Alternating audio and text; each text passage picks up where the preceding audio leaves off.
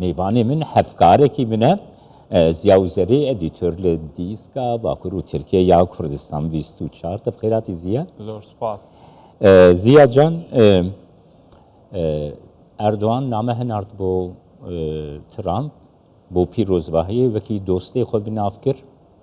دوستانی دی بردوام بکن تچاواد بینه سپاس سلااو لە بینەران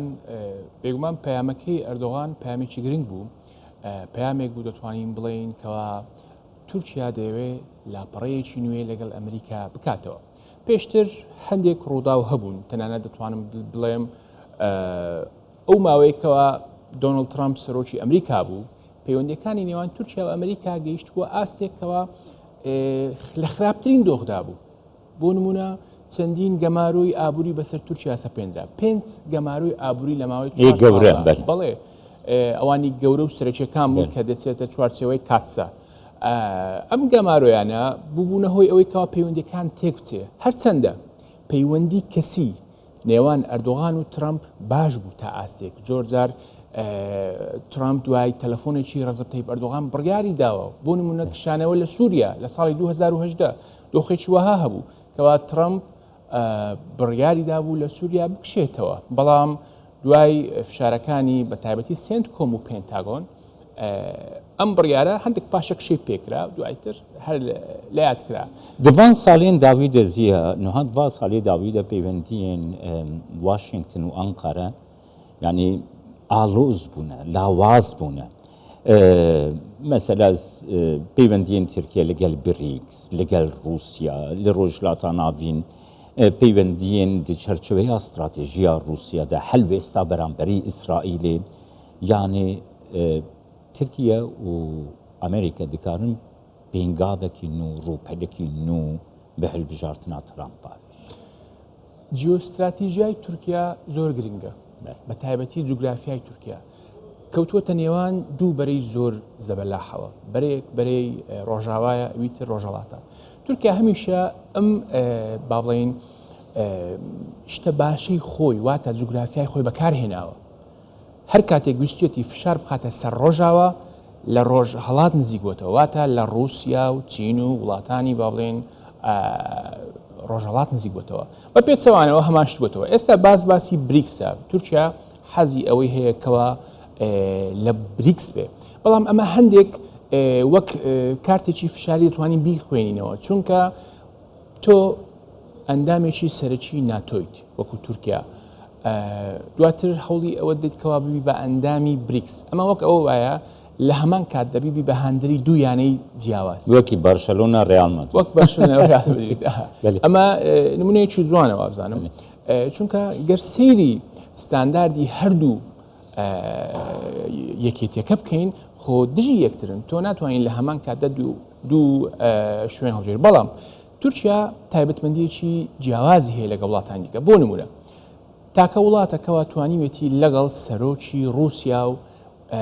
سەرۆک وڵاتانی ئەوروپا قسە بکە واتە بۆتە پردێک لە نێوان ئەوروپا و با بڵێن بەرەی ڕۆژهەڵات ئەمە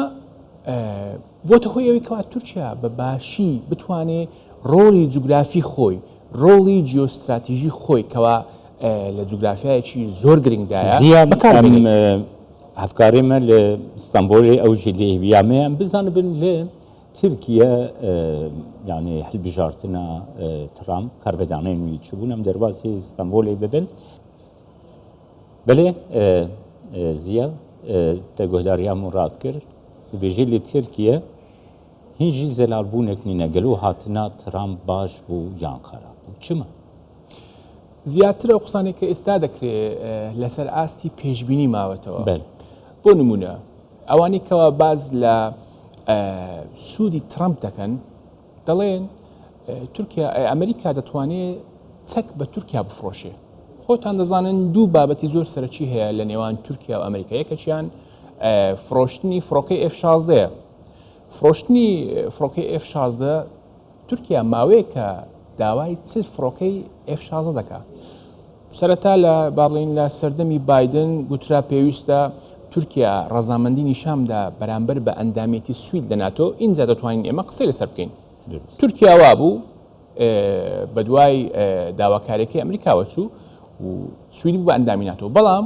ئەم جاریان کۆنگرێس ڕێگەی نەدەدا ئەم پرۆژە یاسایە لە کۆنگرێس دەربچێ و با بڵێن کڕین فرۆشتنەکە جێبەجێ بکرێ ئێستا قسەیەکەی لەسەرەوەیکەوە ئەگەر بێت و ترامپ بێ